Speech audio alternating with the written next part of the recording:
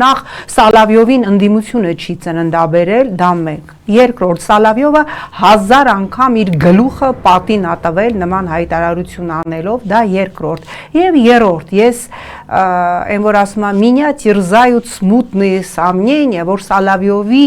արած այս հայտարարությունը ուղղակիորեն աշխատեց Նիկոլ Փաշինյանի օգտին։ Հիմա դա պայմանավորվածություններ, թե դա պատահաբար արված հայտարարություն էր, որը աշխատեց Նիկոլ Փաշինյանի օգտին, որտեղ մենք տեսնում ենք, չէ, 2 օր միած sense հակառուսական վիզգը բարձացել է, բոլոր հնարավոր նոտաները խփել է, մենք տեսնում ենք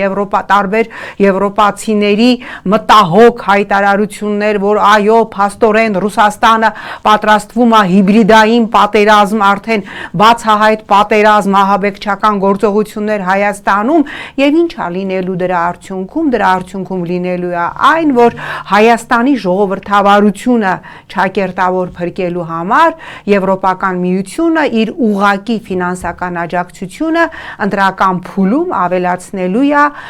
այս ռեժիմին։ Հիմա